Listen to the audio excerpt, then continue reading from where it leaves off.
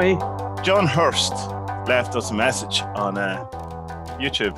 Isn't that lovely? He was the man that recorded he was the sound editor, wasn't he? Yeah, that's my favorite thing about the fact is that he did that, is that he had to listen to you having a nervous breakdown about the fact that you didn't get to hear the song.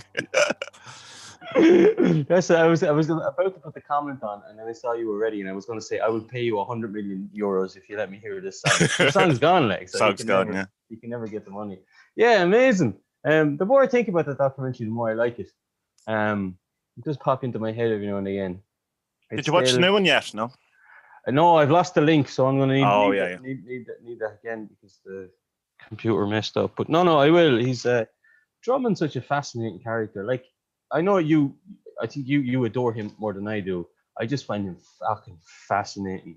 You know what I mean? Yeah. I'm just like, you'd love to pick his brain, and he's the type of fella. I'd say he's the most fucking frustrating interview you could ever do. But I'd love the challenge of it, you know?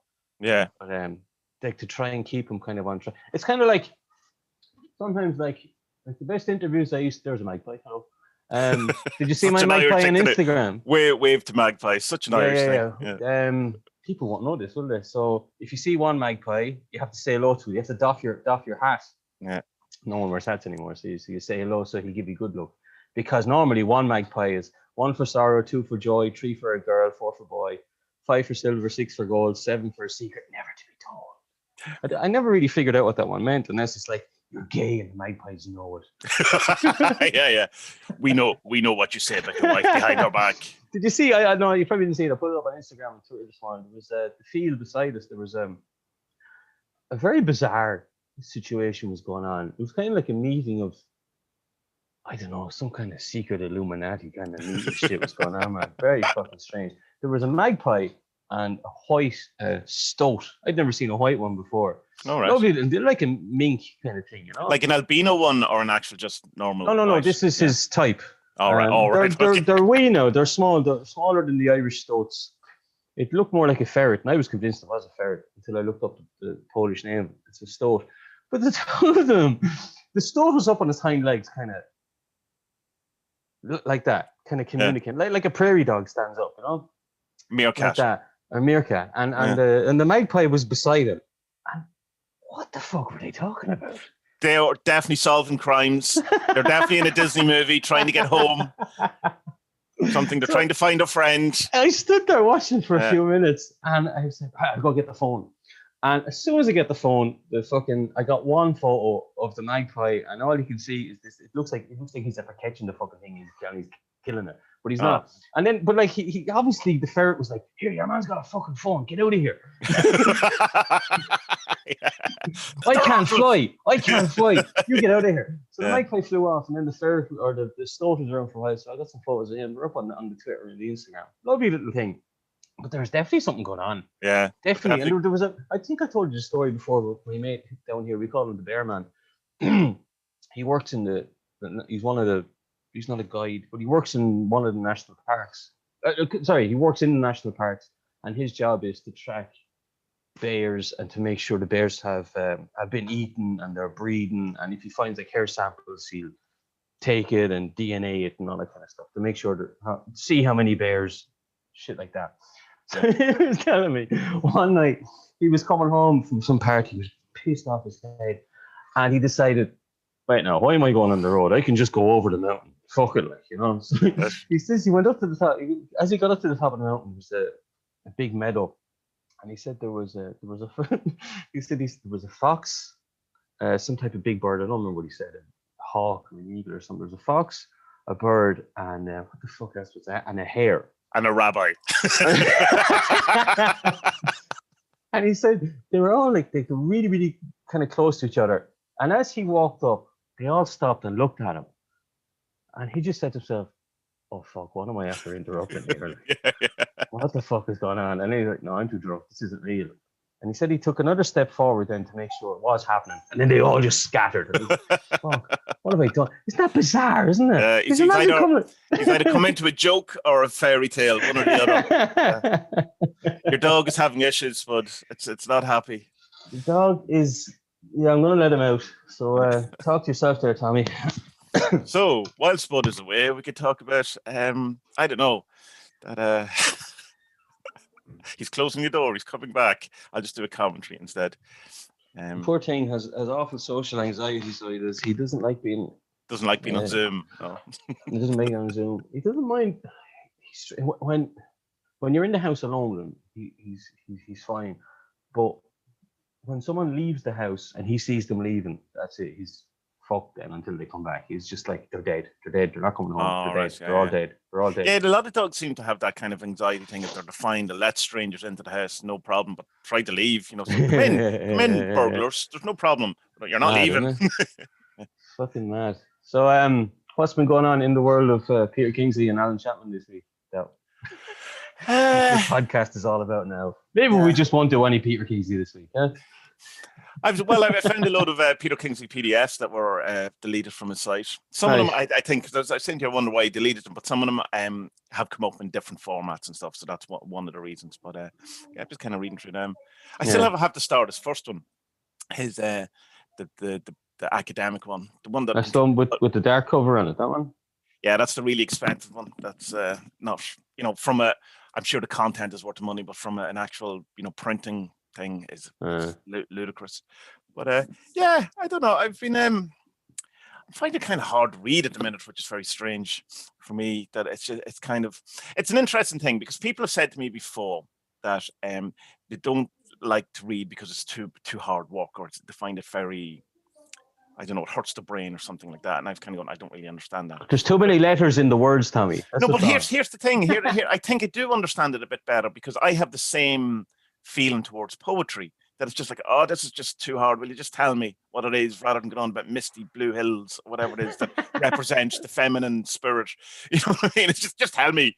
But so I think it's like that kind of, that it gauges a part of me. It's the same as when there's like a puzzle or something and you have to remember 6 different, a cuddly bear, a TV set thing. My brain goes, I could do that, but it's just an awful lot of effort. I don't want to do it. And so my brain just goes, so I'm just not doing it. So I have whatever part of my brain is good at the generation game and reading poetry just doesn't want to exist. Or math, it's probably the same as maths. It's whatever part of math. Yeah. I used to like it in school, and I mean, friends used to fucking slag me for it. Really puffy, No, but it was leaving cert, secondary school stuff. So it's whatever you ate. Patrick having is fucking simple stuff because it's just, he has 2 phases. One is like he hates everything and everybody in his life.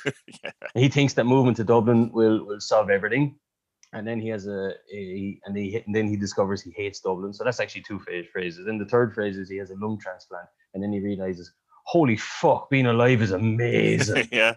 Oh. Yeah, it's odd though with the poetry thing because we all love lyrics. You know what I mean? We've plenty of lyrics that speak to us, which are essentially, well, not essentially, they are poetry. They're just probably. I wonder, is there anything to the, the way that, okay, so say your man would say Western civilization is falling apart and all that stuff, kind of stuff, but like up until Empedocles, Parmenides, and all that, everything was done through verse and poetry, and same with the Druids and the Norse people as well, the Scandinavians. Everything was done orally, and lovely.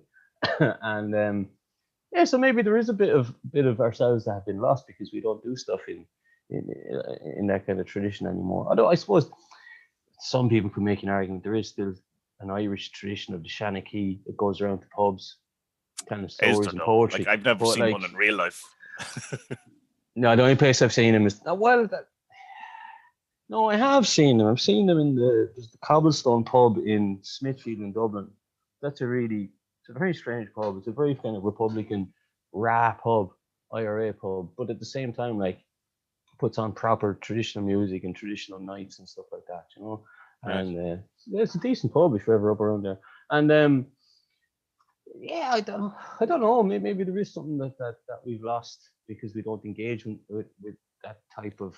Well, it's also like because before books and, or even not even necessarily before books, before mass-produced books and, Gutenberg and all this kind of thing, is we had to remember everything orally, that's why poetry, I suppose, is used because the, the rhyming and the cadence, whatever, lend itself to, I suppose, fitting in your brain a bit better. So I think that, like, case in point, whatever that expression is, the part of my brain has atrophied that would be good for that. In that, that I can't, I just can't be bothered with it. It's a bit of an effort. Whereas, 2,500 years ago, it would be like, well, you may. This is how we do things. I suppose just music has really replaced so much of it as well. You see, I suppose you've seen now that is it the BBC in England? They're saying they're not going to play Fairy Tale in New York this year because it has the word. I'm probably not allowed to say on YouTube, is it? You're not. It rhymes with maggot and has an F at the start. In it, and does the Ronan Keating version? What does he say? Surely he doesn't say that. He doesn't say that. He doesn't say that. I think the Christy Moore one doesn't. No, does he do it? No, he doesn't do it. He just did. No, he does Fairy Tale New York. I don't think he says it either. But then again, like they'll play like the white ass pussy one. Yeah. I know that's the wet. Wait, is it wet? Wait, yeah. Or white? White ass. I don't know. I've never heard the no. song. What's her name? Capri Sun, Capri D, Capri. I know. Sunny D. Sunny Capri. Sunny Capri I don't know. Who D. cares?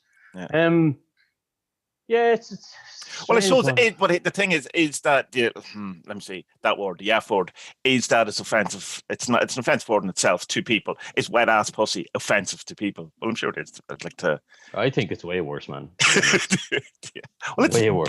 It's definitely a worse song. Well, I assume I've never heard it either. No, but okay. Well, the defense I would make of the Pogue song would be that it's an angry lady who's saying it to her boyfriend. Whereas it's not a straight man saying it to a gay man. Because I understand that, but it's also using a name that it's like kind of saying that you're not a real man because you are homosexual. So it is an offense to. It's saying no homosexuals are real men or whatever. Like I can totally get why, even though it's used in a context. It's the same as the gamer thing of that. No homo, or calling someone whatever the F word as a kind of you're an idiot almost. It's you're it's like, but it's still because it has the reference and the connotations towards homosexuality or queerness, whatever the correct word is for that. Now, I can understand why people would prefer it not to be used. That said, people get offended in different ways about different things, and it's not as if it's a new song.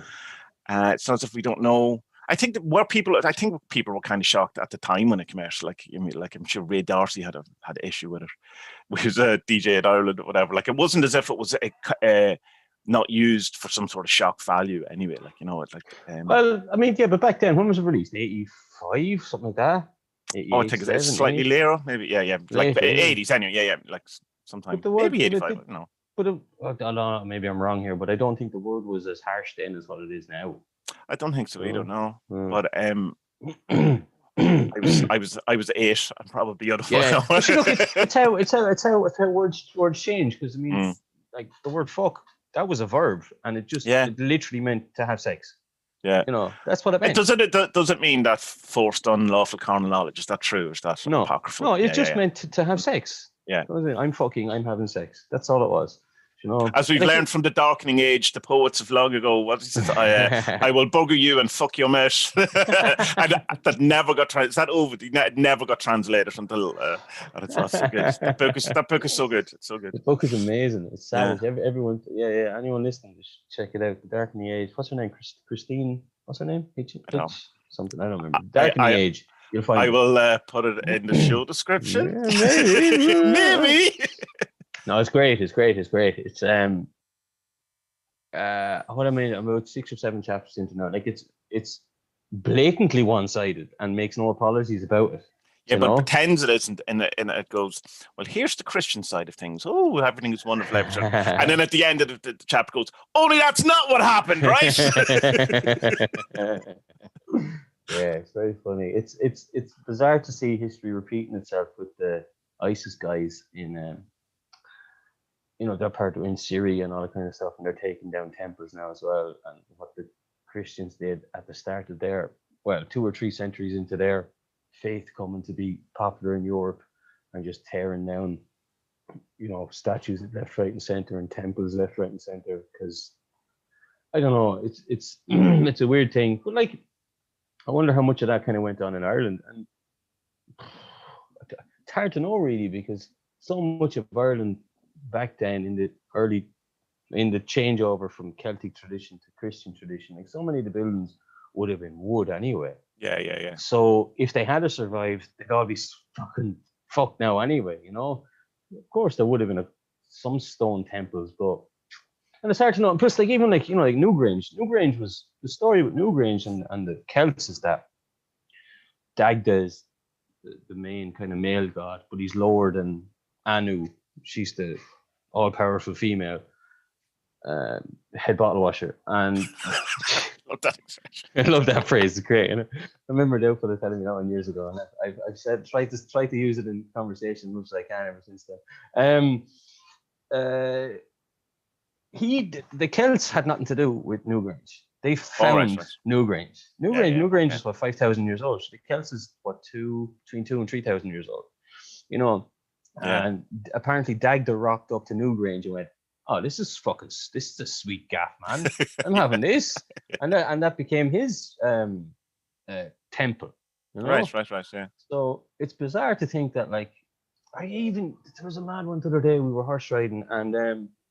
Do I have the thing here? You know, no, I don't have it. I do. Hold on. No.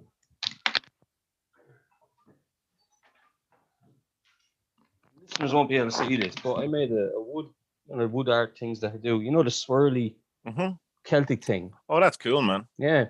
So it's. Oh, you're getting really good at that. That's it's nice, isn't it? Really nice. Yeah. Also, when I compliment people, it's like I can't go, "Oh, you look really thin." The veiled kind of criticism is, "You look fat every other time I see you." You know. That's really nice. That's a really nice piece. All your other pieces are shit. No, I know it's fine.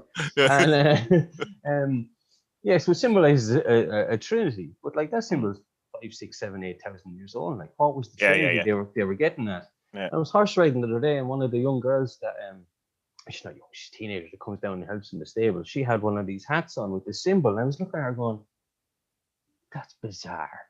This teenage girl in rural Poland is wearing this 6, 7, 8, maybe 10,000 year old, pre-Celtic Irish symbol. And it's like, what the heck? Wow! And isn't it funny though? Like that symbol is kind of echoes a bit like a huge wind turbine or something like that in the triple nature of it. It's odd that just. Odd. Maybe I'll put that in the show notes. If anyone wants to buy one, I'll be home in a week or two, and I'll make one. I'm making a knife for one of the lads on Discord. Oh, right. The Astral thing, the Pete Carroll thing. Oh yeah. That's going to do that, are you? I said to him, look, you know what? I'll never bother buying the book, but if you buy me the book for doing the knife, then I'll do it. All right, perfect. Because you know me, I hate paying lots of money for books. And it's not that the book's that expensive. The shipping is unbelievably. It's like 80 quid or something. Nah, it's not in Europe. It's not in Europe. Oh, it is. To send it to Ireland, it was because Abraxas bought me mine because it was cheaper for him to buy it in America and for him to send it back to me. No, I looked it up. It's 30 for the book, and then I think it's 15, 18 for postage to Poland. All right, that's great. It's $80 to send it to buy it in America. I think when someone last got it or something. Why doesn't someone just fucking print it over there? You know, because I assume it's Pete Carroll's self-published type thing. What's the story with Pete Carroll? He comes in for some slack every now and again for like I don't know him a lot. I haven't even known. Anyone who kind of talks about him, and a number of people who have interacted with him talk. Ray Sherwin, who was kind of the co-creator, of Chaos Magic, they don't talk at all. He's full thought into it. I know Frater UD and him had a falling out as well, who was another kind of big name. You definitely would have seen Frater UD's books. You know, it's one of them is High Magic. There's one that made the rounds on the PDFs anyway. But so anyone else as well, even a couple of people have said things, but they don't go any further than that. Just kind of, you know. So the one thing that the main kind of people seem to have an issue with, which is fair enough, is that he seems to be slightly racist or very racist, depending on what way you want to look at. He's definitely had some kind of relationship or correspondence or in some way aligned with UKIP at one point or seemed to be. And this is, I 100% have to say, this is from me, other people telling me, I don't know, because I don't read his blog. I know he had at one point a response that he about it, and I kind of half read it, and I was going, oh, I don't really care, to be honest, because at that point I was doing Liber Null as part of the study group, and it was annoying me because it's for a book that is meant to be about killing all the what's the word, the kind of the notions of historical stuff, to keep getting rid of all the baggage or whatever it is, that it just adds way more dogma. Dogma's the word for that. It has its own kind of sense of dogma to it, and it's just going like, right, so don't listen to the black suited guy with the white collar. Listen to me with my different dogma. Okay, I understand. So I think that, but I don't know. Like I've never met him. Obviously, I don't even know what he looks like. The picture that's on Google, if you Google him, is not him. It's it's a mathematician. It's like James P. Carroll or something. It's a different guy. But because this study group, explain that to me, because this is. So he has a book called Epoch, which is essentially like a grimoire, I suppose. It's very similar in the idea, I suppose, to the 47s, and that it has kind of a deck with it that also are spirits or archetypes or something like that. And there's a kind of a Necronomicon element to it. So what does that mean, Necronomicon? I've seen this word pop up, and I'm just like, I have no idea what that is. Well, let me see. I'll explain about it. It's kind of more like a grimoire. Say we'll do it, then go down the route of the Necronomicon is the fabled book from H.P. Lovecraft that's said to exist, that then someone wrote in the 1970s and released, calling himself Simon, and they made a kind of a mass market published paperback out of it, and was hugely popular. That's commonly referred to as the Simonomicon. Then there's been a number of different Necronomicons coming. But anyway, the actual Epoch thing is probably more of a grimoire than anything else, but it has elements. And from what I can gather, and Abraxas, I'd say he bought it for me because he was very interested and he didn't know anyone really was using it. And he said, we must do a proper study group around it. And I was going, yeah, sure, but if we can get other people involved, even better. Yeah. But just the cost of, not the cost of the book, but this cost of shipping seemed to be very prohibitive. But it's starting January 1st, if anyone wants to do it, on the Discord. And he's going to go through a card every 3 days, or an archetype, or whatever they're actually called. In that he saying it to me, it's kind of a modern version of Tree of Life kind of thing. So that piqued my interest. I was like, yeah, cool, sounds good to me, because I'm all about the Tree of Life. I think it's a great system, but if it can be updated and have cooler shit on it, better aesthetics, flames or whatever, then cool, why not? Yeah, so that we're doing that. That's going to be pretty cool. It'll be the usual thing, though. And I've warned the Braxes up front. It'll be everyone will do it for a week, possibly 2 weeks, and then it'll be me and him doing it for the rest of the month, rest of the year. That's how it goes. That's how it goes. I think there's very few people got to the end of any of the study groups. One or two. No, actually, that's a lie. I know 2 people who always get to the end of them. Crow and Abraxas being the other one. It's probably better, than studying. It's probably better just to put out your own kind of lectures or something about it. Not lectures or videos about it. A 10-minute video of people talking about it rather than a big giant study group. Because we kind of saw that when we were doing the Ruby challenge as well. It's you're trying to get cats to walk in a line kind of thing. Yeah. And plus, stuff was happening in our lives as well. Well, with me. You were on time with everything, but I was fucking between 2 houses and all kind of stuff. Shit like that happens. So I don't know. We'll see anyway. Yeah, I'm not giving out to people about that. If it was interesting enough for them, they would have finished to the end of the study group. You know what I mean? It's the momentum, and it's what I find sometimes is that you don't say you're really excited to see a film or something. Oh, I don't know what it is, and then the film starts, and you're 5 minutes in, and you go, this is what it's about. You go, oh no, all right, yeah, no. You know what? I was at my 4th Harry Potter film before that sunk in. I was like, why am I watching these shite films? These are awful. I liked one of them, the one with the main one with Gary Oldman. I thought that was okay. Prisoner of whatever, Wankaban, whatever that was called. I had to watch them because, Vanessa loves them. So what are you going to do? They're a bit too kiddie for me. I don't know what it is with me and kiddie films. Well, they're kids films. It's just we pretend that they're not for some reason. Yeah. No, but if it's animated, I think they're brilliant. But when there's real life, not real life, but when there's actors in it, I'm just like, I don't believe you. You're not swearing enough. Yeah. You're all teenage why is no one kids. saying? Why is no one saying or whatever? Why do you have perfect diction and perfect articulation of all your thoughts? Like when we were 14 or 15, we were just like obsessed with trying to get the shift. Like, oh, geez, oh, did you touch the thing?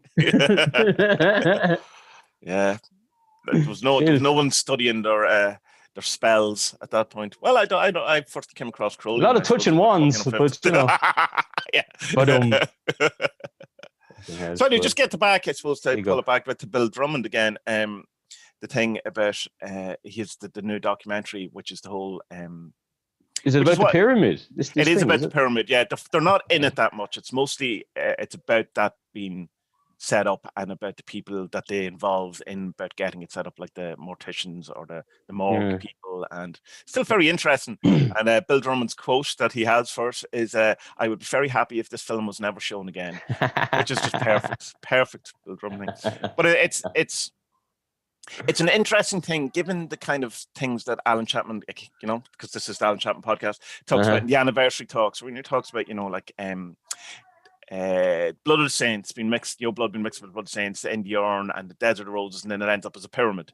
Well, it's this is kind of one of the things that makes me believe that Bill Drummond or Jim Cauty, whatever one, actually knows what they're doing. The fact that they're mixing everything together to build a pyramid, and also, you know, it's a bit too on the nose for it just to have been, oh no, we just thought building a pyramid would be cool, you know, like it's an interesting thing. You're right there, yeah.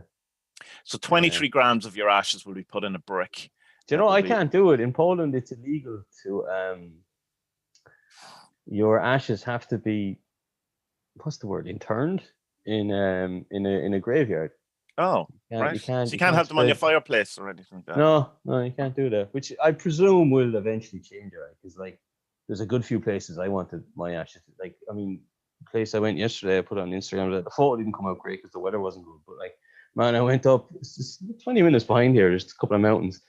The silence was so loud, I was getting a pain in my ears. It was amazing. You know what I mean? Right. Like, just sat there and I was doing a bit of Peter Kinsey's incubation thing. The dog was beside me as well. And it's just, I kind of found this kind of mantra that kind of works for me. It's just like, I see, I think, I hear, I taste, I smell. Oh, cool. Yeah. You just say that to yourself until it just kind of falls away then. And you're just, he explains it well in that, fucking Peter Kingsley again, we're talking about him. He explains it well as that, like, when you have all your senses, how can I explain it? Actually, I can't explain it very well. When you have all your senses kind of in tune with the world, that's touching eternity, you know? Yeah. And this is his, he says that this was Empedocles and Parmenides' argument for oneness, you know? And yeah, man, fucking hell, like, why fuck did I have it in fucking bucketful yesterday? Wow, just like, wow, you know, like, this is it, like, you know, amazing, you know. And the dog was there to share it with me, which is lovely. Did the dog pick up on it? Like, because sometimes dogs can be very weird. I know the dog was quiet as a mouse beside me. You hear him whining here because he wants to get out, or he hears people. But no, when you take him out, he's grand. He didn't move. He just sat beside me. Yeah, that's what I'm asking. Do you think he was acknowledging the state you were in? Is what I mean. Like, were you giving him transmission? I don't know, Tommy. The dog becoming enlightened beside Spud. I love the dog. I love him, but he's not very smart. God love him. You know, he's really. No, he's an idiot. He's particularly, he's particularly a bit slow though. You know, he doesn't get at him. But he's young. He's only a year and a half. Yeah. I don't know. Maybe he did, but like he sat. He literally just sat down. Didn't lie down. Just sat down, and he was quiet as I was. It was great. You know, I can't wait for you to come over here, man. I can show you all these places because, like, it's hidden. Like, there's nobody. There's not a trace of humanity up there. Right. You know, nothing. Well, there's fields that farmers field on. Do farmer things. Farmers do field things. But, field things. Well, like this time of year, there's nothing. You know, like they only use it for pasture anyway. So it's just for growing grass. Then they cut the silage, and that's it. There's no proper crop. Right. It's just grass. So it's amazing. Do you still see litter the way you do in Ireland, even in the most remotest of places? The place I went yesterday, there was two little spots of it, all right, but it was very old. I'd say it's there about 20 years kind of thing. And it's a Right, couple right. of like glass bottles and old plastic bottles that farmers had used years and years ago. But like not bad. You know, there's even a couple of places for barbecues and not picnic Cool. tables. Yeah. It's amazing. You know, can't wait to get us over here and bring us down here and just get lost. What way is lockdown working out over there? It seems we're coming out of it slightly next week. I have a clue, Tommy. A village of 190 people. You wouldn't have a clue what's going on. People don't wear masks. I mean, on the street, people. There's not enough people. But in the shops, people wear masks. And that's where it counts. I think we're dropping a level, but the level that we'd be dropping to would be that restaurants and pubs would open. And that would be the big difference. Only we're not opening restaurants and pubs. So I don't understand that. I think because we're only allowed to go 5 kilometers away from our house, I think they're going to bring it to your county. Yeah. But I have to be honest, no one is following it at all, and every shop is open, and the numbers don't seem to be making much difference. What is there? There's 3 vaccines or 4 vaccines now, and there's a mouthwash as well coming. Yeah, and there's something else I was reading that there's some sort of nasal spray or something that they can do. Isn't it amazing? And like people are giving out. Fucking pandemic is like, hold on a second. This thing is less than a year old. We have 3 vaccines and a mouthwash and a nasal thing now. So yeah, it's getting people to do it, and I understand people be nervous about it. You'd be slightly. No, I don't understand. No, what I mean is that, you do have things like thalidomide, you do have things like asbestos, you do have times when we fucked up badly, so there is that. I don't mean from a conspiracy point of view in that I think, Bill Gates is trying to chip us or something like that. Although, I mean, I understand how people end up there. I can appreciate it, whether I don't agree with it, obviously.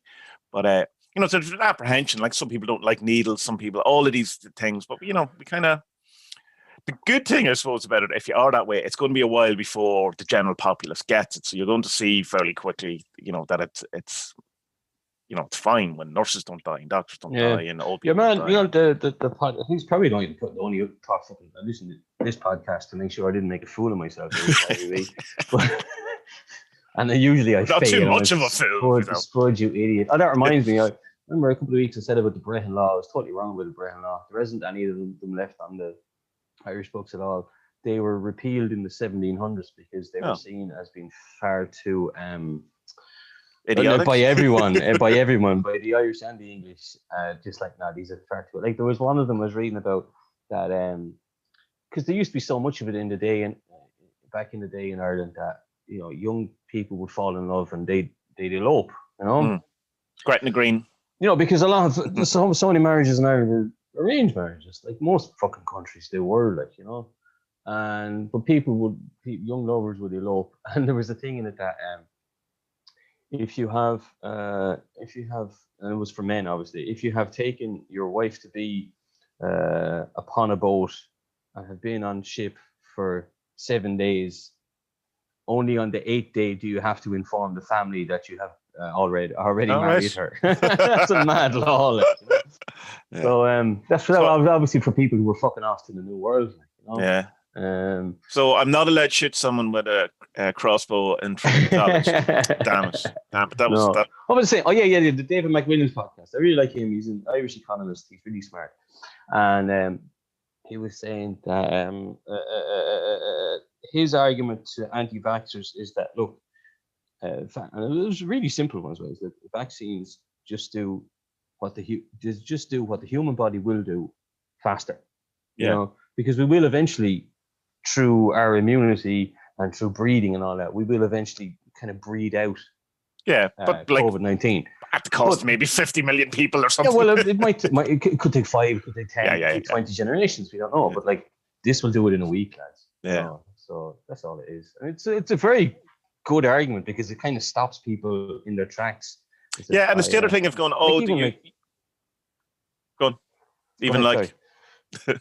to say, like, people go, like, you're going to have these vaccine passports and stuff like that, and you won't be able to travel. But she can't travel to lots of places now without a load of vaccines already. You know what I mean? If you that's not a new idea at all. And it's like, and the way I kind of say to people, not that I interact with any of them anymore, because the part of, like, remember you writing about on the Star Ruby report, you're saying that you're just, getting rid of all your social media, and I've just kind of, one of the greatest things I've ever done is I still have Twitter, but I turned off the timeline.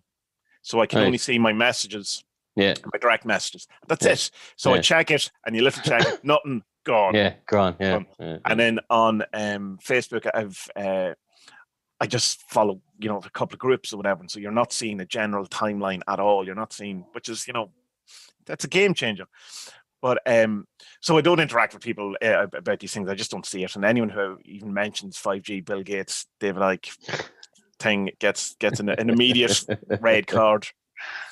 But it's like, if you think that there isn't, like, just for a second, just for the sake of argument, that there is a pandemic and that there is this thing, isn't having a vaccine, getting everyone to take it, and then stopping, restricting travel on people who don't take it, the correct thing to do? Like, isn't that the logical, if there's no nefarious, underhanded, reptilian overlord, flat Earth, Saturn, Jupiter conjunction, end of the world on 21st of December, if there's none of that, right, isn't that the right thing to do? And it's kind of like, if at that point you go no, then you go, right, well, you're in the lowest rung of hell, I suppose, if you can't. This time next year, it turns out they were all right, and we have to sit here and go, all right, okay, reptilians, we believe it now on our flat Earth, our flat hollow Earth. That is a donut, shaped flat Earth on the back of a turtle. Turtle, yeah, all the way down. I don't know. People are so strange. So what about this December 21st thing? Are you enthused? You feel? To be honest, okay. So we might have to explain this a bit. We've been watching this Aeon playlist by a YouTuber whose name I haven't got a fucking clue what is. What was his name? Frank. Yeah, that's his name. Tyler Durden. Don't, because there is a Tyler Durden who's you don't want to send people to very conspiracy, anti-vax type thing. Oh, really? Yeah. No, and he says at the end of every video, and I've watched countless of them. Anyway, it'll be in the show description. No worries. They're very good. He does. They're actually in the Discord. If I don't put them in the show description, if you go to the Carl Jung section of the Adventures in Movie Discord, they're all there. So he goes through Carl Jung's Aeon book, and he goes through it chapter by chapter and gives he says he makes it as objective as possible without putting any of his personal biases into it, and just tells us, for any of us who probably won't ever read, I don't think I'll ever read Aeon. It's probably too hard of a book. I've read some of it, and it's not. It's you definitely would get your head around it. It's not too bad. Yeah, okay. It's not quite. Oh, and the mountains, and the moon, and the small people, and the big people. All right, cool then. I might give it a launch then. It's like Eric Neumann's book in that it's dense, but it's not. It's not. It's not Aleister Crowley language. It's not that biblical language or anything like that. Okay, fine then. So I'll give it a go then. But he goes through it and just gives the main point of all the stuff. And even at the start of it, Carl Jung is kind enough to give us a kind of a recap of his ideas of the shadow, the animus, the collective consciousness, all that kind of stuff. And then he goes into the stuff. The stuff, yeah. And I suppose the main argument is that, like, the age of Christianity occurred at the time of a change in the astrological calendar from of us going into the age of Pisces, and then it splits into, because the Pisces symbol is two kind of ropes and there's fishes at the end of it. So one is going up and one is going kind of, it's like 12 o'clock and 3 o'clock kind of. So the first 1,000 years were a blossoming of Christianity, and if you were to understand Jesus's teaching properly, then you would see it as a coming together of the self. So like Jung's individuation, becoming, knowing your bad side and recognizing it, but being a better person, trying to be as good of a person as you can be, Yeah. But then the second half of the 2,000 years, or 2,160 years, I think. The second half of that then was like the kind of dismantling of Christianity or Christian thought, and how we became kind of more scientific and more rational. And logical in the non-Parmenides sense of the word. Well, depending on what we want to do. And then, I mean, it's hinted at in the videos that Jung made a prediction, but Jung's prediction, according to Uber Bio, came from something else, I think. And that on the 21st of December this year, there's going to be a monumental fuck up. Something bad is going to happen. Yeah. But I was saying to you, like there's enough cases for, like, I think anyway, in the second half of this 1,000 years, I think there's enough cases there for that. The Antichrist has already been. So like Martin Luther, he could be argued to be Or one the Antichrist. Enlightenment, why a person, you can have like the Enlightenment is the Antichrist in some ways. Yeah. That's said as well. The Enlightenment is one suspect. Martin Luther is another one, and then obviously Hitler. Mr. Crowley. Another one. Not Crowley. Greenpeace 666. Come on, it's literally in his name. No, I suppose. But it is interesting, I suppose, that and I'm stealing this from Alan Chapman, is that he did arrive at the time prophesized, like at the end of Christianity.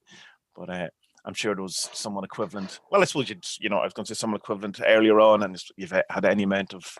Yeah, I don't think anything bad is going to happen in the 21st century. Like, I'm kind of looking and go, well, you know what? The 21st of December might just be like the very first vaccination gets released, and that's the change that brings us into the new age of Aquarius. Because like, if you look up the characteristics of the supposed age of Aquarius, it's like technological advancements, but that are to our benefit. Higher spirituality among people, higher individuation among people. Like, it's all quite good. But if history repeats itself, like in the age of Pisces, like the first 1,000 years is going to be pretty good for the people on pretty the good for side. the Christians. Yeah. Wasn't so good as we learned from the Dark Age for everyone else. For sure. So it'd be good for it'll be good for Elon Musk and any transhumanists and people who are want to become cyborgs. So I mean, straight to the new eyes, to the cyborg arms. Everyone will be a $6 million man. But I would, if I was given the opportunity to take a microchip that like made me fluent in Polish, man, I'd take it tomorrow. There's no fucking problem. You see, that's the thing, isn't it? Though, like, because everyone goes, "Oh, I'm not putting a microchip in me," but like, the Matrix. Yeah, I want to learn Kung Fu immediately. I'm up for that. It's all in the presentation, really. Well, I suppose that's hacking. So when Elon Musk and Bill Gates put in this tracking virus or tracking chip into us with the vaccination, we'll be able to hack it so we can learn Kung Fu and fight back. Nice. More on board this conspiracy than ever before. No, it's a really interesting book. The videos are great. They're only about 8-10 minutes long kind of thing. But very the conjunction book. Or the thing that's happening on the 21st is Jupiter and Saturn are the closest together that they've been in. It's not as if this doesn't happen. Like it's that this is the closest they'll be together in a long while. So it is interesting, Jupiter being that he's, it's the god of plenty. It's the Dagda equivalent kind of thing. Yeah. And Saturn is the malefic, which is the thing that takes things away. That the conjunction of opposites, which I mean, which is like so much occultism and Jung and this kind of thing, where the opposites meet. All of this stuff, which is all over the Magia stuff as well. That's interesting. That's happening. It's as close as that can happen. Because your man, the YouTuber, he points out to these things occurring because Jung in the book writes about a few of these things happening, and one of them was when I think Nostradamus released released the book of his predictions. Another one was around the time Martin Luther nailing up his things. So like big things do happen around these occurrences, Yeah. But it has to be said as well. He also said like, it was a year or two later when it happened. And one of them in particular, I remember he's going, and it's so close. And it was like, I can't remember the dates, but like I said, and it was like 16 did this starting line have 16 and 1. And as we know, in 1742. yeah, exactly. Yeah, it's not quite that bad, but it's not far off. But I suppose that's the kind of fallacy, I suppose, of astrology is thinking that it has to be bang on the date, where obviously if we were to take it seriously, it would be like, say, this December 21st. That's when the conjunction's at its peak. But I mean, it's obviously the effects are happening now and will happen after it. It's not as if it's just an event that happens at one point in time. Yeah. It's the movement to and the movement away and all that kind of stuff. Because there's a thing about like people will say, I don't believe in astrology because blah blah. How can the planets affect you? But like, here, man, the moon. Yeah. The moon, the moon fucks with our sea twice a day. Yeah. Like, what are you talking about? No life on this planet without that moon at all, or that other big shiny one. So if you just look at things as from an energy perspective, then they have to be putting out some kind of energy that is felt in other places as well. Like the way my energy affects your energy or kids' energy, kind of stuff. Okay, it is very woo and it's hard to get your head around. But like, if you just look at it like, no, everything is basically energy. Yeah. you know, then it has to affect other. Or even if you take out the whole physicalness of it too, it's just markings of time. You know what I mean? That's you know, like a calendar or a thing. And if everything is cyclical, which it seems to be, given you know you look at it in any kind of way, then you know when these come back, it's just the stars happen to be there when this happened before. So we've took note of that, you know, and so now it's a representation rather than the stars are making that happen. It's you know, or whatever. Like there's any amount of. I think the thing that really killed astrology was the you know, like the horoscopes and newspapers, Mystic Meg and all that stuff, all that kind of stuff. For Yeah, sure. Yeah.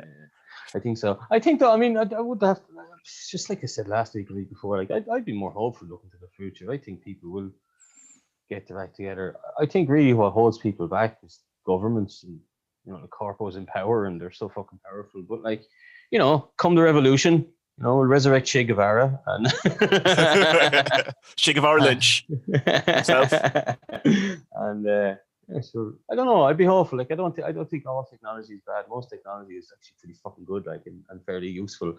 You know. Yeah. But saying that, you know, I'm living here in rural Poland at the minute, and life is very easy for me. I'm not living in a big city with a pandemic where everything is where you have to be watching over your fucking shoulder and washing your hands every 5 minutes.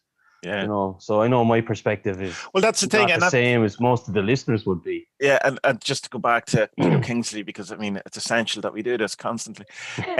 When he talks about in the spirits of the depths in that video that we were talking about, he's talking about Jung and stuff like that, but he's talking about this whole idea of that both being positive and being pessimistic about the future, the past, the present, whatever, is equally futile because it doesn't allow you to see what it actually is. Yeah. You know what I mean? Not futile. That's not the correct there's word. Another one. There's one popped up on my Reddit yesterday, the Alan Watts Reddit, that popped up and saying that, like, no, I think it was the quote was something along the lines of, your heightened anxiety towards whether something happens or not will not change whether it happens or not. Yeah. I thought, I mean, it's such a simple thing, but for people who have anxiety, it's very fucking difficult to trick your brain to stop thinking about it like that. Because there's a superstitious element to it that I've noticed in as well. Particularly, I remember someone telling me, I think I said this podcast before, when I was at college, that she said it was kind of in a sense of ritual she had to do where she had to freak out about this exam. And once she freaked out about it, then she was grand. But she, in a sense, had to have but if she didn't freak out about it, she felt she wouldn't do well in the exam. Strange, you know, so it's kind of a super thing. So, I mean, I assume, not to say all anxiousness and thing is superstitious, I'm not saying that at all, but that the kind of sometimes we can feel we need to worry about these things because we're not taking it serious, or if we don't, that, you know, something bad's going to happen. You know, I have to worry about this. I have to. Why? Why do you have to worry about it? Because is that not what we do? Do we not worry about these things? But there's also then the stigma of you're not a good person if you don't worry about these things, you know, or you're not concerning yourself with the world problems, whatever. And even down to you saying, well, I'm in rural Poland having a great time. There's this kind of thing that you have to qualify, but I know that the world isn't like this, and who am I to be here in Poland? And, you know, and this kind of and I understand part of it is just trying to, you know, be one with everyone and, you know, see things from a different point of view. But there is I would suspect there's a motivation in that is, you know, partly this guilt thing or whatever. Well, the Catholic guilt thing, rather than just I don't a love feel of guilty. humans. I don't feel guilty, but I know that, like, you know, my experience is quite different from, say, you know, most of the listeners have been in America and they're living in cities and stuff. And my experience is very different from theirs, where the pandemic is pretty bad in Poland, but like it's quite avoidable if you're able to get into the countryside. Most people are living in apartments and they don't have anywhere to go. You know what I mean? So like I'm very fucking lucky, and sometimes I do, I suppose, feel a bit guilty about being so lucky. Yeah. But I also appreciate the fortune that I have. You know what I mean? Like the other day, I was annoyed the other day with you about my mega account getting closed. Yeah, I know, but that you'll have to explain that to the people what it is. But that's okay. To be annoyed with that. Explain what it is. Of course, it's okay to be annoyed. So like, I have Mega is this Kim.com thing. He doesn't do it anymore, but when you sign up for an account, you're given an encryption key, and they tell you a million times, take care of this encryption key. Yeah. But I handed over my laptop for a fella to install a solid hard drive-y doohickey thing, and he lost all my program files. He kept all my films, yada yada, leprechaun porn and all that kind of stuff. Thankfully. when I was leaving the shop the other day, he said 93, so he'd obviously been fucking going through my stuff. Did he really? Of course he didn't. I thought, really? Did he? I was like, idiot. Why would he say 93 in English? What would 93 in Polish be? Dziewięćdziesiąt trzy. No one's going to say that. Doesn't have much. Just to say love is the law, love on the will. will. Love is the law. That's Irish. Just hand you back the laptop. I'm not going to try and translate it. There is no law above love. So anyway, I got locked out of the Mega account because I'd lost this encryption key. And I was going mad with you. These fucking bastards, I'm paying all this fucking... And I was in the fucking height of it because I'd been pissed off. I'd lost all my Photoshop and all this thing. And the internet down here is so fucking slow. It took a whole day to install all just the creative cloud part of it. Not even the apps, you know? Yeah. So I was just in the height of it. And then I drove down to the shop a bit and I texted you again. I said, I'm a fucking easy man. Why am I getting so pissed off for it? I have a computer that was able to get fixed. It's fixed. Life's grand. I'm all right, you know. Yeah, I suppose though, because you lost your Mega, there is a kind of a what have I lost panic to it as well. Have I lost all my kids' photos? Have I lost stuff that I can't get back? Yeah. And then I was thinking, maybe he lost all his work stuff. Did you lose stuff? All I lost was fucking Carl Jung videos and shit like all right, that I can give you again. Yeah, exactly. You have everything. Yeah. But it's a funny thing because when you're in the midst of that kind of role or that pendulum or whatever that is. The world is completely different, you know. Yeah. It's a complete. Yeah, so it's like, that's a good kind of sometimes what I find it's interesting. You can catch yourself. Say you're coming home from the shop and you start arguing with someone in your head, you know, and then you go, and you're getting really annoyed, and then you catch yourself and you go, yeah, but I'm kind of enjoying this. You know what I mean? But you know you shouldn't be doing it. And you kind of want to indulge it. You know, it's that kind of. So you can see how you get into the vortex of the thing. There's plenty of people who say that. I know Kingsley's one of them says that these kind of feelings and all that, they're an entity that's alive, and by engaging with them, you're feeding them, you know. So it's better just to see them and say, "Now your anger, like it's a demon, for example. Your anger, Kakadaimenos, evil genius. Yeah, you're Kakadaimenos. Fuck off."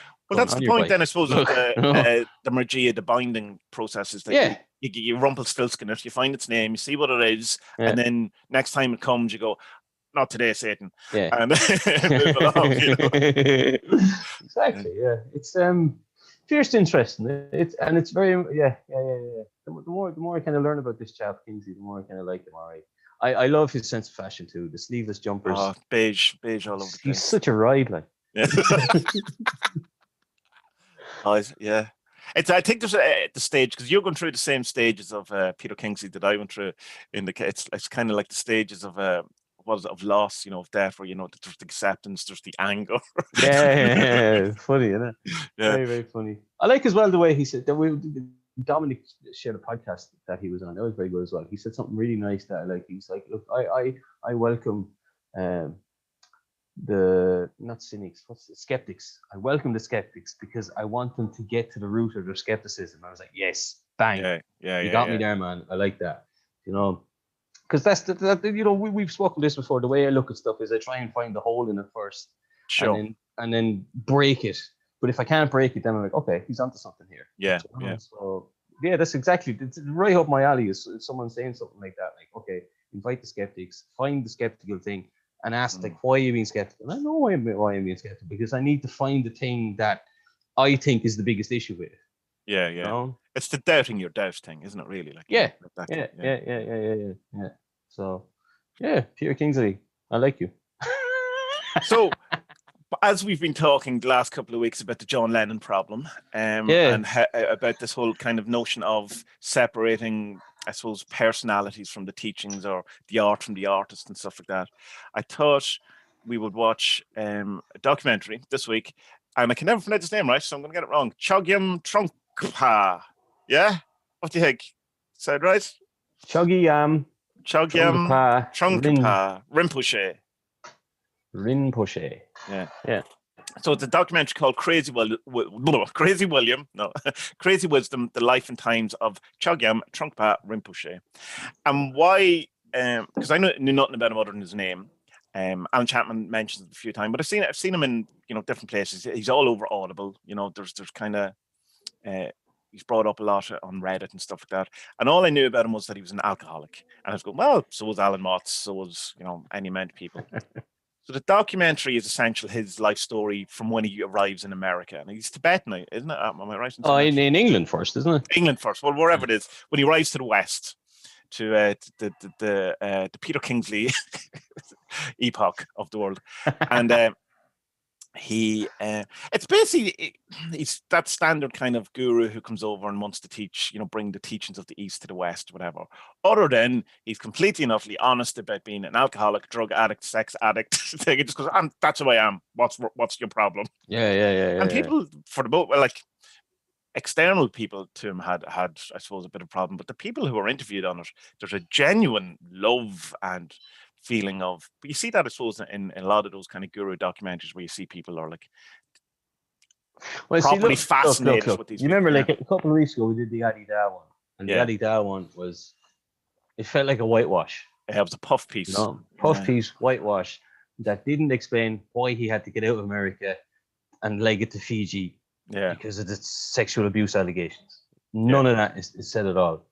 So you feel like you're being cheated when you're watching something like that. And apart from even that, I didn't feel like I learned anything at all from that documentary. Yeah, Adi Da didn't come across as anyone with new insight, new teachings. It was just a rehash of what you would already have heard. A brochure for the cult, essentially. Yeah. Exactly.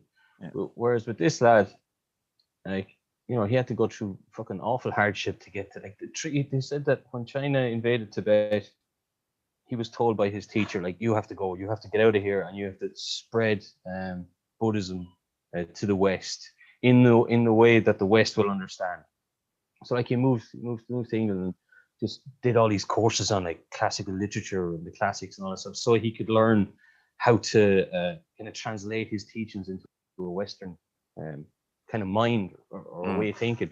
But 300 people left Tibet in his group, and only 13 made it to India. So like all the rest of them froze to death, died, starved, or deserted along the way. Got shot, and that's the fucking hero's journey right there. Like, he gets to England then, and he starts teaching in Oxbridge or Cambridge, Oxford or Cambridge. Oxbridge. Oxbridge College. One of the posh schools. Where they do lots of rowing for some reason. Yeah, Boris Johnson was having sex with a pig and David Cameron or whatever the fuck that was. There's one really interesting bit. He went off. He was invited to Bhutan by the Queen of Bhutan to give lectures about Buddhism. And when he went there, he kind of went a bit mad, and he was saying that like he didn't know what he was going to talk about. He hadn't a clue.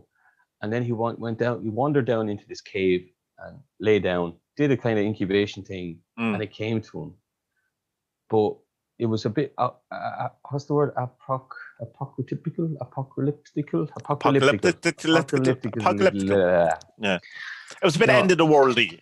End of the worldy. And his teaching kind of changed after that, because instead of it being all flowers and lovey-dovey, we can all be enlightenment. And it was kind of like, no, we need to get our shit together. Like, something's gone wrong here. To save our species, we need enlightenment. And what I liked about him as the documentary goes on, then like he's kind of he without being strict or harsh with the students, he just knows when to turn the screw at the right time to open their eyes to something else. Like at one stage, he sets up a military type thing. I know, mental, And they're like, why are you doing this? And he was like, no, well, in 500 years' time, we want to see this, I don't remember the name of the army, this army walking in the street, and instead of people being in fear, they'll smile because we're bringing peace. I was like, Jesus. So it's like, using the military against itself to spread peace.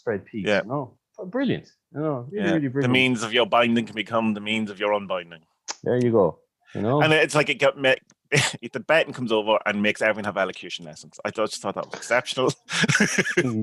Queen's English as well. Like I'd have fallen out with him then. He'd have make me. Oh yeah. How now, Brown? Oh, Fucking there There was but he was into fast cars too, and he crashed, and he was kind of paralyzed halfway down his one side of his body, his left-hand side, and there's an interesting kind of funny saying. Man goes, so it was really weird. He could, it was hard for him because he couldn't do the dishes, he couldn't clean his clothes, whatever. Not that he did that before. Yeah. And then his wife, when she met him, goes, "Oh, we were in bed for 24 hours, And then at the end of it, he says, "We should get married." She goes, "Yeah."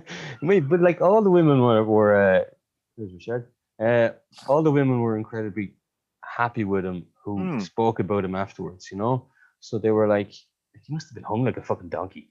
Yeah, I mean, but it's kind of like even his wife was kind of initially was annoyed, and then was kind of all right, whatever, kind of, there wasn't. I think it was what I enjoyed about him is this upfrontness of that. He wasn't trying to hide. None of this was done in secret. None of it was kind of lewd or underhand or predatory or anything. Everyone involved, going by this documentary alone, seemed very willing and able and open to it, and kind of concerned. Maybe he shouldn't drink so much, but at the same time, he's going, well, this is what I do, Because this thing called crazy wisdom, because the Tibetans have a thing. Someone told me this before as well. You know him. Brian was telling me before he'd met Tibetans before, and he's like, "Paddy man, they're like the fucking President another dog." This house man is crazy. You know what? It's just to explain to people. When BBC are interviewing people and kids start running into and cleaners and stuff like that. This is essentially what's happening in Spud's house right now. Exactly. Yeah. But he was saying there's going to be a funeral coming through at any moment. For the parade. He was saying that, like, yeah, Paddy man, the Tibetans, man, they're like the Irish of Asia. Honest to God, they're mad into partying and drinking and fucking and smoking and they are. Because one of this tenets of their Buddhism is that you should enjoy your body, and not be like doing penance and not, oh no, I can't have a drink because it can keep me far away from God. It's like, no, hold on now. It's like one of the fellas quotes Benjamin Franklin. It's like, look, we have proof that God loves humans because wine. Yeah. And it's exactly the same thing in that type of Buddhism, is that enjoy your body, enjoy your life. If you like smoking cigarettes, fucking smoke cigarettes. If you like drinking beer, drink beer. Obviously don't take it to an excess, but do it in an enjoyable way, So yeah, don't be Puritan about it, I suppose. Like, you don't have to be a Puritan. Balance in all things. I liked as well that when the upsticks and left Cambridge, Oxford, Edinburgh, Oxbridge, Edinburgh, wherever they moved to Boulder, Colorado. As everyone seems to do. If there was anywhere I could live in America, man, it would be Colorado for sure, man. With the skiing and Salt Lake and all the hippies, all the new agers, man. I love it. It's fucking brilliant. And but yeah, he set up this thing of being like, set up the schools and having people coming and doing talks and all. And it wasn't just people from the East coming over and telling Westerners how to think kind of thing. He was like, he had like people like, he had fucking, what's his name? William Burroughs come. Oh yeah. Give talks. Allen Ginsberg would come, and even there's shots of Allen Ginsberg in the audience asking questions. Asking a question. Yeah. Brilliant. And so like, he kind of ducks he just goes, yeah, whatever, yeah. But it just shows that like he was being inclusive of the cultural whatever influencers, I suppose you call them now, and trying to get them into this so that it would help spread the message of Eastern Buddhism, but doing it in a frame that stupid white people can understand. Yeah. Very, very interesting way of doing things. I mean, watching it, I was like, this fella's cool. Like, he's such a nice man, and like, okay, he fucked a lot of women, but the wife was okay with it. So yeah, who am I to judge? Proper rock star guru, like, I mean, and you can't have, I suppose, a scandal when you're just that open about it. The scandal element of it is the preying on, it's the hiddenness or whatever. And I suppose an awful lot of these kind of gurus who had these scandals had to just been open and upfront about it. Would it have been different from? It's hard to know, because you have that whole thing of that, a teacher and a student. You have that dynamic that it's not a fair dynamic, and that whole kind of that. We understand. I think with a lot of them though, it's because they're kind of creepy old men, because it takes people so long to become enlightened that they're usually in their 50s, 60s, 70s by the time they get there, and they're Yeah. teaching, you know, these amazing looking 20-year-olds. Yeah. You know, Yeah. and like, but this fella, he was born enlightened or something. Was it 8 months or something? He was identified as a reincarnation of one of the elders or something. He said he didn't have an awakening until later or whatever. But like, so Right. I mean, I suppose he can be born a reincarnation of an enlightened being, but you still have a bit of, you still have to realize it or something. Like, look, who does stuff like that? Who can you go to and say, right, what are my past lives? What did I do? oh, there's any amount. There's a guy here you can go to and tell you. Yeah, but are they good though? Are they trustworthy? Depends on, you know, who do you believe? Who do you know? There's plenty of healers and there's plenty of these different things. The proof is in the pudding. You would have to go and see yourself. Who's on Discord? Which one of you listeners wants to look into my past lives and find amazing stuff about how I almost killed Hitler and I don't know, I killed Genghis Khan. And no, why is it got to be killing? What the fuck is wrong? I with know. Why is it got to be all bad stuff? And and I killed a load of children. And I was Che Guevara. I was a revolutionary leader who, in a bloodless. I was Gandhi. No, Gandhi had sex with boys, didn't he? I don't want to be Gandhi. No, he also let his wife die. Oh, I would have taken medicine and then took the medicine when he got sick. I definitely don't want to be him then. Bob Marley. No, Bob Marley was alive when I was alive. No, Bob Marley died before me. I was born. Yeah, wouldn't that be cool if you were like, yes, but you were Bob Marley. Yeah, but you weren't. You were definitely, you know, Mick Kelly, who, you know, worked on the farm for 70 years and died. I'm your granddad. Am I your granddad, Tommy? Yeah. But you're so nice to me. Well, I remember when I went to Glastonbury years and years ago, and there was at least 3 reincarnations of Marilyn going around, you know. And I was asking, how did it work that out between them? Who's the real one? And their answer, which, I mean, okay, fair enough, was that Marilyn was such a huge energy that he now incarnates as a number of different people. Oh, were these three dudes were mates, like? Well, Glastonbury's like, it's not that huge of a thing of a town, so that, you know, you can't, probably were in the same pub together quite regularly, you know what I mean? Like the thing, but it's like Glastonbury's so fluffy. And that thing you were saying about going to Boulder, Colorado, where, you know, order all the hippies in the New Age or whatever. I was in Glastonbury for 10 days and you just want to go, will one of you please talk about EastEnders or something? You know, it's just this constant, and you're just going, oh, right, this is wonderful to be here. And all the books and, you know, all the great kind of, you know, healthy vegetarian food that, you know, you just couldn't get in Ireland at the time, and I'm just like, oh my God, football, anything. I'll listen to someone talk about football, anything. Did you like what he had to say about art? I want your opinion on this. I can't remember. I was a bit drunk by the end of it. So he said, because he had this thing about, they were talking about the first door that they put up at the Colorado building, and it had to have certain colors in certain places because that's where the pixels of your eye, not the pixels of your eyes, what's in your eyes, the rods, whatever, cones, the rods in your eye, rods and cones in your eyes are drawn naturally to certain parts of things you're looking at. So it has to be in certain colors, yeah. And it's Dharma art, you know. And he was saying in one of the lectures, I have it written here, to enlighten a society, you need to change the culture. To do that, you need to change the art. To do that, you need to change the principles it's based upon, so which should be Dharma art. And then it cuts away to 2 artists. One of them says Dharma art is being in the water of the river rather than drawing the river. And then the other guy says, in Dharma art, you don't create the fish, you catch the fish, you know? So you being the artist, what's your take on stuff like that? Well, you don't catch fish, or you don't create fish, you catch fish. Yeah, that would be like my whole thing of the conduit thing, or the idea space, or you're the, you know, the thing. The interesting that Dharma art thing is kind of, it would kind of suggest to me that you know, it's to doing art that's not, in a sense, not for you. You know, it's not to express necessarily Tommy Kelly. It's to express whatever is trying to come through Tommy Kelly. You know, that it's to not get that kind of way. But that could be me clouding it with the fact that that's what I think art is anyway. Or you know, or is it rather than making art that's your interpretation of the world,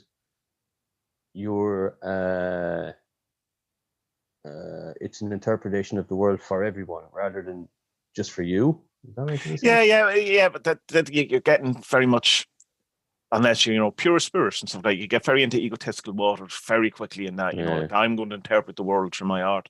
I think you can only be honest in yourself and try to interpret. I don't. Maybe great artists don't think this way. Maybe it's just all right artists like myself think this way.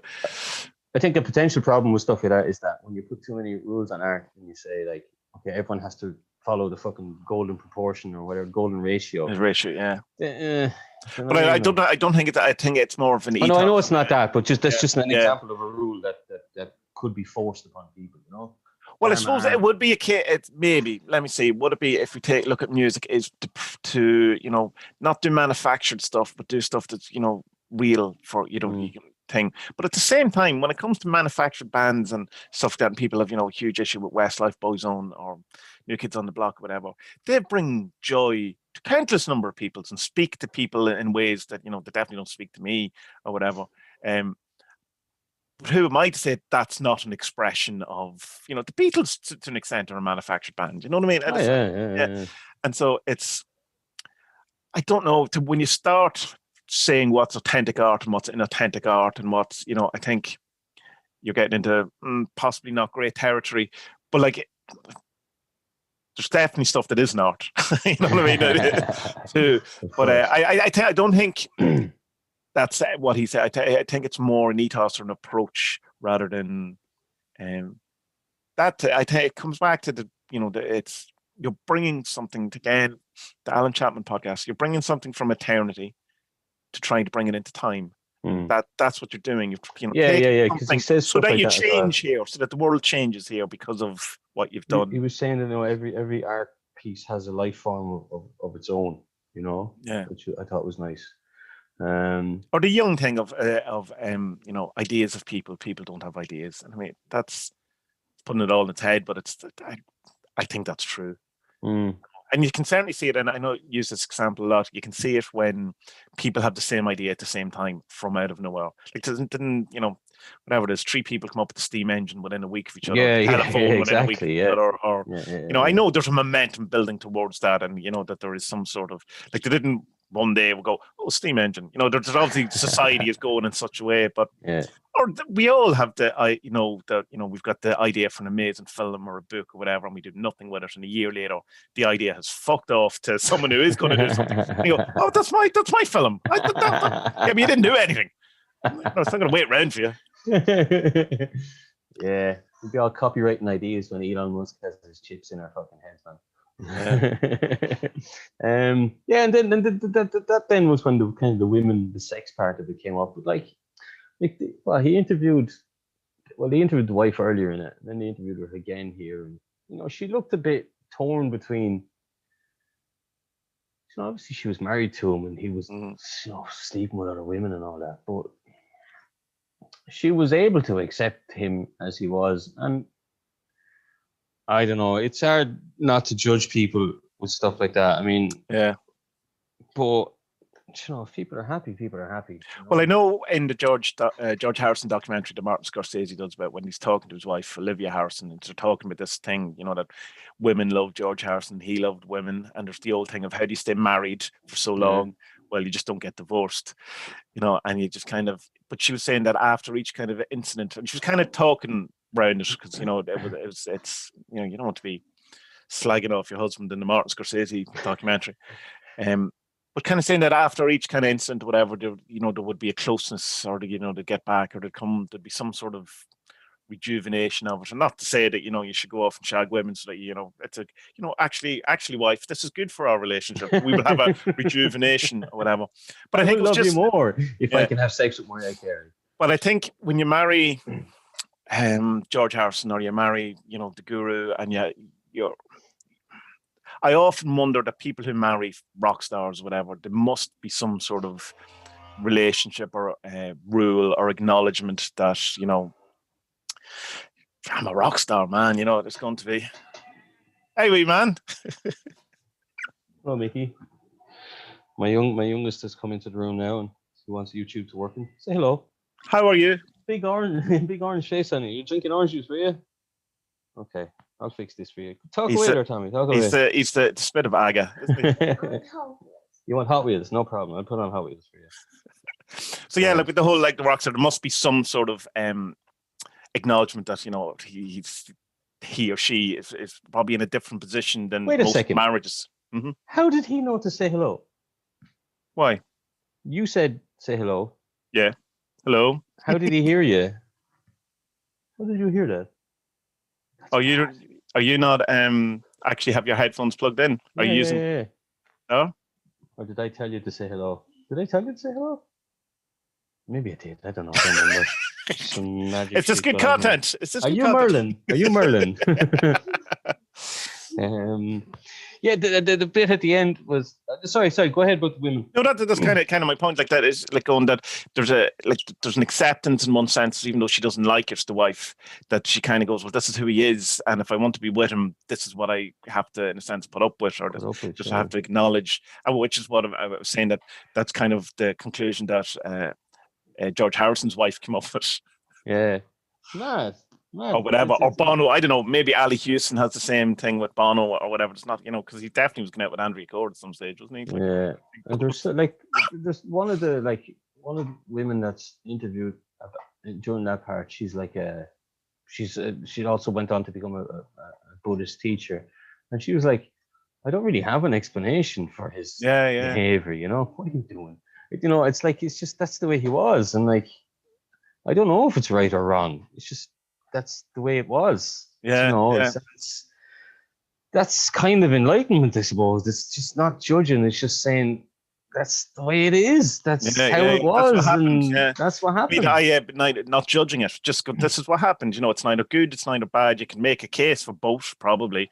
And it's come back to the Peter Kingsley thing of having a positive or a pessimistic view. Does it, is wrong in the sense of that you don't get to see what it actually is, whereas that she was kind of pointing out the fact this is just what it was, and everything else is just an opinion about it. It's not what it was, And it is interesting because that could also, though, from an outside thing, you go, well, that could be, the brainwashy kind of thing or whatever, that it seemed right at the time, but looking back on it now, it seems very odd. Why would I allow myself to do that? Which you hear from an awful lot of, people who talk about, say, and I don't think this was a cult, but talk about cults or organizations that they were in, that why did you do these things? Because, well, it just seems that's what what we were doing. Like when things get carried away and going too far, it seems to me you get caught up in the wave of it or something. Without going so far as to we were just following orders stuff. Yeah, it's not quite that. I think that's kind of what the Adidas stuff was. It's just like well,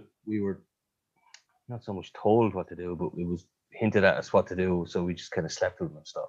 Whereas this one is like, it was when it seemed kind of natural that the girls would be attracted, or they would be attracted to each other, and then they'd sleep together a few times or whatever, and it didn't seem forced or predatory or definitely, it didn't feel predatory but again, that could just be the spirit of the documentary. If you watch another one, he might have been a very different character. But going just by this documentary alone, it didn't feel the predatory thing that you get from other documentaries about similar people or similar situations. Yeah.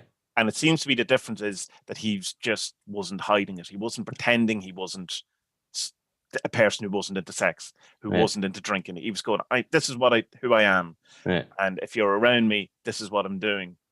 Whereas the other ones say, like, without giving names, whatever, pretend that they're not that. Yeah, be hiding it and stuff. Hiding it. You must give up your sex. You must become pure, secretly shagging everyone, an hour later, and no one can talk about it. So everyone feels abused, because they were abused in a sense. Yeah, exactly. Not in a sense, we're abused. Yeah. It's an odd one, though. I like him. I bought a load of his audiobooks after the same. They're all fairly cheap and Audible. They're about two £3 or whatever.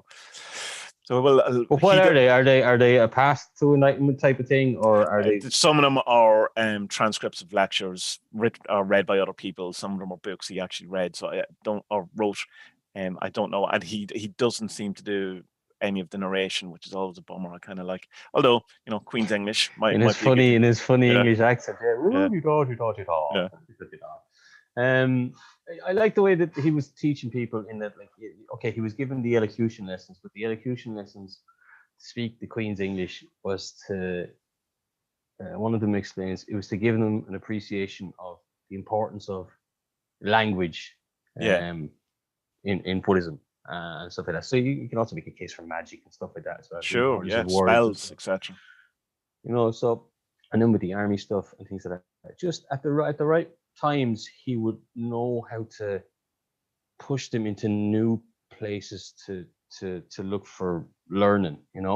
I thought that was a very interesting way of stuff, because a lot of these people, it comes across as if they're trying to hammer water into a stone shape. You know what I mean? And they're getting nowhere. But where this lad was able to identify in people, this is the next bit that you need to learn. He would bring them on kind of slow steps. So I don't know, maybe if that was his learning of the Western way of doing things, was a kind of softly approach, and then to bring people to places with it. I don't know. I'm just kind of coming up with ideas here. But no, I mean, I was watching it, and I think you must have thought that I was going to give out about him or something, because you were like, I'll wait till the end. No, I didn't. I didn't want to preload you either way. I didn't want you to be half through the documentary and go, no, actually, I think he's cool. I wanted you to. I want you to find that out yourself, not in a big surprise thing. It's just like, just enjoy the documentary for kind of thing, without me kind of. Yeah. So I wasn't trying to have any kind of a. No, it's just you have to like him for his kind of honesty and openness with the stuff. He never tried to hide the drinking. Like, he moved to England and he bought pints straight away. He was like, "Whoa, what's this stuff? What is this nectar of the gods you have in this rainy country?" And smoking fags. I'm sure everyone smoked fags in the 70s and 80s and whatever. Anyway, a lot of people even here kind of still do anything, much more than in Ireland. So. And it's so weird when you see someone actually smoking a cigarette now. It's like, what people still do that? What is that? Everyone smokes down here, all the men anyway. And it's spirit of the times. It's good. Now, I don't know if he took drugs, but he was around during the 70s in Colorado. You would expect that he did. Definitely took drugs. It's not mentioned in the documentary. It's not mentioned, but so whatever. Like, I mean, it's like I was saying earlier, this is the Tibetan Buddhism strain of Buddhism. He's part of it. It's like, enjoy your body and enjoy the world, enjoy what's around you, but obviously don't take it too far. The ending of it was quite magical, wasn't it? It was quite magic. The sky and all that stuff. His son comes on, and it kind of moves quickly from the women stuff to his death. There's not a lot of stuff talking about. The last end was like shagged it away. But there's not a lot spoken about him getting into older age, right? I think he died quite young, though, didn't he? Yeah, looks like he died quite suddenly, And one of his sons comes on and says that, like, that part of the, where had they been living? Had they moved up to Canada or something? Because there's no sea in Colorado. I'm not sure. So anyway, they were up around Quebec or somewhere in Canada, and they said it was unusual to get ice pack coming in or freezing over the sea that low down where they live. Like, it happens, but it's rare. And like, on the night he died, like, the whole sea had frozen as far as they could see, and then he died that night, and then the next morning it was gone. Whoa, that's mad. And then they had the funeral, and at the funeral there was this and they're unusual to see. I've only seen one once. It's a cloud rainbow. It's not the normal parabola. I've never seen one of them. I've never seen it once. Yeah, but you look up into the cloud and there's a rainbow in the cloud. Like, whoa, holy shit! So like the sea froze over when he died, and then at his funeral a few days later there was this rare rainbow cloud in the sky. Like, it's weird. Yeah, not weird. Saying I believe, but I fucking want to.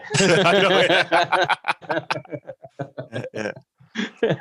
If people want to watch the documentary as well, it's on YouTube. I think it's a cheeky YouTube thing. I assume someone's uploaded because it's not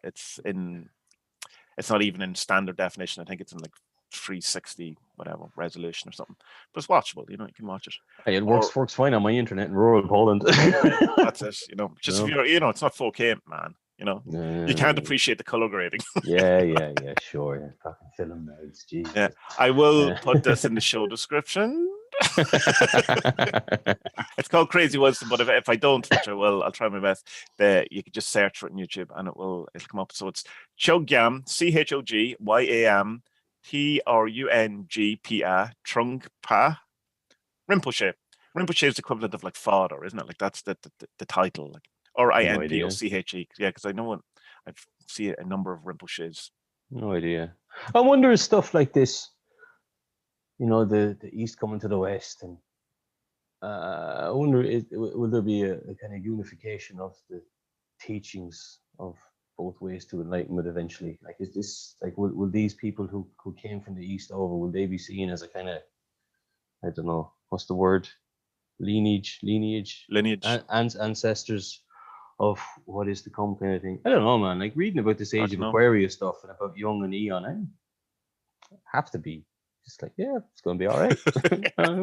Because I'll be alive, my kids, my grandkids, but after that, then I'm not going to know anyone. Doesn't matter. So the fate of humanity is in your hands, but well, I mean, after my grandkids, three generations. Is that all right? You can do my great grandkids. Well, they can look after themselves in the apocalypse. I won't know. It'll be fine. It'll be all right. My favorite Louis C.K. quote goes like, "What happens when we die? Well, lots of things happen when you die. You're just not part of them." Yeah, it's a good one to use when you're doing your incubation thing. You can think about what's happening in the world. I'm not in it, and life still goes on and everything's all right. So, yeah, good. I don't know if it would make me get into Buddhism though. That's the thing. I don't think anything is going to make, even that Daniel Ingram book. It's just like it's good, but it's not singing to me. Put it that way, and I don't really know why. Maybe it's just because I'm just a bit ignorant towards Buddhism in that I actually don't know enough of it. Yeah, maybe you could do it like doing like an actual proper primer, and like the Four Noble Truths and the kind of stuff like you like. Because not that it's essential for, I suppose, the Daniel Ingram stuff, but it might give you a better overview of the landscape of what this is all kind of embedded in. Because I don't know, like I know more about the Muslim faith, far more than I know about Buddhism. So well, I'll pull out some stuff. Yeah, so not anything that's too intensive, like some basic kind of stuff that just will teach you the fundamentals of it. Because I think they love their lists. Oh man, they love them. I think in Ingram's book, like the first 20 pages gives you everything you fucking need for the book, really. Yeah. But then the next 700 odd pages are like the hard work. But I think it is. But it's also, most of it's irrelevant to you.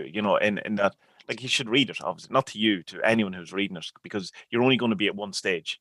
You know what I mean? But it's kind of more like, well, where am I?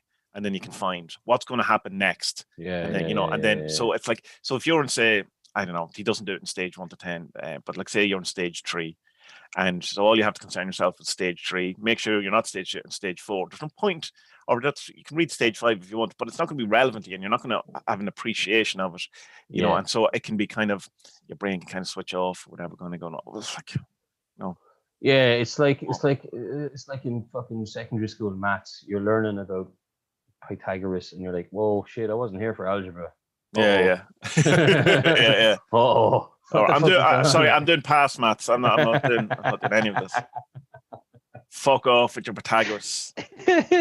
Square and the hypotenuse. Rubbish. Pythagoras is supposed to be one of the best geniuses who ever lived on the planet. And we're like, fucking triangles. Fuck off with it. The big side and the other side, when you add them together, it's a small side. That's not even what it is. It's something, add the sides, all of the sides together, and you get a giraffe. That's I remember thinking, a hypotenuse. Like, how boring was this bastard's life for him to come up with theories about triangles? Like, then you grow up. But he's responsible for, I know. Scale we have, and all these other things. You grow up then and you realize, holy fucking shit, this guy was a genius. Why did we only learn about the triangles? Fuck school. I was talking to my dad about school the other day. It was funny, and he was like, I was saying to him how much I hated school and I wish they hadn't sent me there, and he's like, fucking hell, I wish I'd never fucking went to my school there. He says, what did he say? He said something mad. He's like, 50 years since I was in school and I still hold a grudge against the bastards. Nice. Funny. But then again, he went to school when our parents went to school when there were beatings, Yeah. Like my dad's left-handed, and I was beaten out of him. About to say it, my mom's my mom's left-handed, and her left-handedness was beaten over. Not awful to grow up in a country where that happened just a generation ago. Yeah, it's crazy, isn't it? Fucking bizarre, isn't it? I mean, I was saying to you last night, like, we're lucky to be where we are. We haven't had to live through any wars. pestilence, death. You know what I mean? Like, we're Yeah. fucking lucky. We should, walk up a mountain, walk into a field, and just say thanks for letting me have an easy life. Yeah, I mean, I know it's the cliche, the internet cliche, and all that stuff, but it is a testament to the privilege that we enjoy as as a culture or a society where the most oppressed most people have been in their life is to wear a fucking mask. You know what I mean? Like, fuck's sake, like. And it's like even the pandemic or whatever, and you go, oh well, we can avoid this, we can stay at home, whatever. It's not like World War II where they're in their basement because there were bombers bombing the shit out of the and going, actual threat coming in. Not that you know what I mean, like we'll go, no, you stay at home, watch Netflix. I don't think I will. Like, fuck off. Like, yeah, it is bad. And I was talking to Alpha as well about Christmas and all this year. It's like, why can't we all just decide, like, right, let's have like the quietest Christmas we've had in humanity's history, and just take it on the chin for 1 year. Like, that's all it is. 1 year. That's all it is. Just take one punch to the face. That's all it is. Just do it. One punch. You're fine. You'll live, and you'll have this story for forever. And you have a very unique, wonderful, Christmas that you would never have the opportunity to have. And besides, all people do at Christmas or the holidays is complain that they have to, go to their parents' house and have an argument, or meet their, racist auntie. No, you don't have to. No, you don't have to. And I want to meet my racist auntie. Why? Because I want to tell. I want to tell her. What do you want? Stop it. Some senator in America. Did you see this? Some senator in America put up a tweet saying, I haven't been invited to my siblings' Thanksgiving party because they say that my views aren't acceptable with theirs, right? Yeah. And so the first tweet underneath that was like, that is the nicest way that anyone has ever said that they've just found out they were racist. Yeah. Yeah, that's so funny. It's crazy. But we have to bear in mind, Spoden, we have to bear in mind that we have equal things to this that we don't see about ourselves, and that while it's easy to and appropriate to point and laugh at people who these type of things, we probably are doing similar things in different ways, and generations, to come, those people you don't care about, well, look back at us culturally and go, how did they remotely think that, and they'll be reading books from the time and go, oh, well, he said that because, he was a man of his times or whatever, it's a very odd thing, it's like that science thing of thinking, no, now we know everything. Yeah. It's like the thing I sent you yesterday about why there's this belief that psychotherapy might be wrong. Right. Because I said this to you before, like maybe in 100 years' time they'll discover something in our heads and they'll say, no, Freud and Carl Jung, they were barking up the wrong tree completely. Like. Sure, yeah, and it's like even the that thing you sent me though. You sent to me. Be warned. He's quite. What was the word you used? Quite aggressive. It's like he likes his capital letters. He likes his bold. He likes his dashes. And it kind of fizzled out by the end. You're going, all right. Well, and so what's the solution? And there's like, oh no, it's just wrong. I have no solution to it. Yeah. There's no solution. Something's not wrong with Hot Wheels now, is it? Yeah, but he was saying that like it's because, and it's similar to what Kingsley does say, in that his belief that psychotherapy doesn't work is because our values and our what was the other word? What was it? Values and rules or something like that. Yeah. They're not shared. We think we believe in them. Yeah. But actually, when you speak to people on an individual level, we all have very different values. Yeah. So it's like, so this is a problem, like. But like, it seemed to be that his solution was like, well, we need kings and emperors again. Yeah, give us that's kind of individuation where everyone is kind of, you're saying like talking about democracy, like in a sense kind of going that democracy is where it all fell apart because we have this kind of illusion that everyone's on the same side or have the same ideas when essentially we don't. I mean, blatantly true, and it does cause an awful lot of problems, but I don't think the North Korea is doing much better. You know what I mean? I don't think people are much happier. No. Maybe not. I don't know. Going back to kings and queens is not the answer, and having people dictate to us how we should think and dress and shit like that. Like that's I don't believe that's proper way. Democracy's shit, but it's the best thing we have at the minute. You know what I mean? And plus, there's different strains of democracy. Like, I think Ireland's democracy is one of the better ones. America's isn't, because the two-party system is not democracy.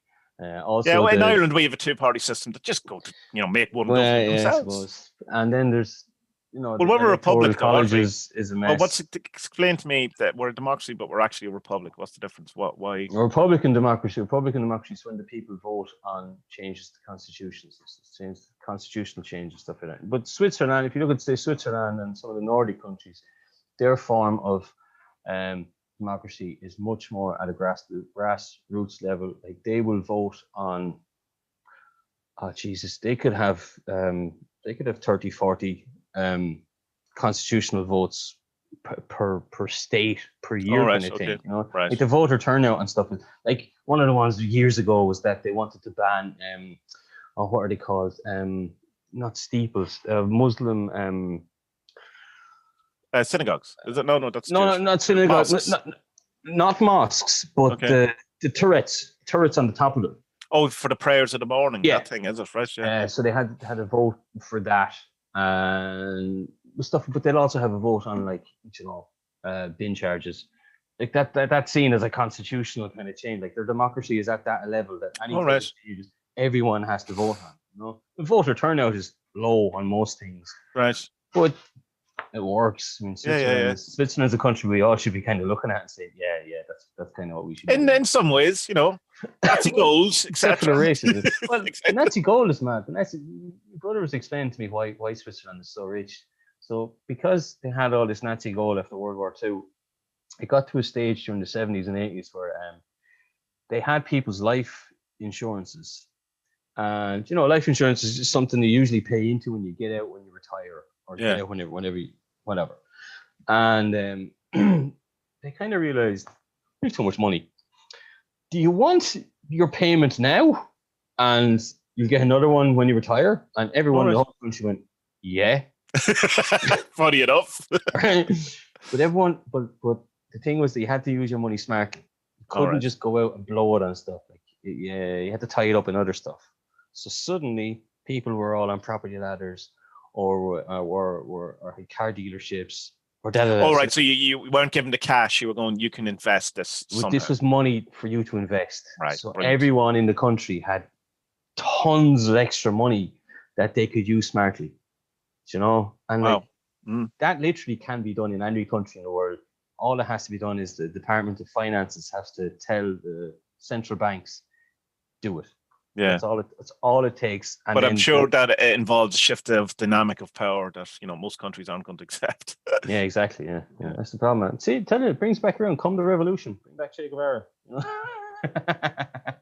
Che Guevara Lynch. I will lead you, no problem. I will die on that sword as the revolutionary. But the fact that you said that you don't care about anyone in the future is kind of leading me to be that you possibly wouldn't be the greatest revolutionary. No, just. Everything will be great until next Thursday, and then who cares, right? Yeah, but what a week we would have. What a week! What a week we would have. What's the thing? What the Romans say? Better to die on my feet than to live a minute on my feet than to die on my knees, or something like that. I'm sure some sort of manliness like that. All right. Yeah. Anyway, right, let's get out of here. Bye.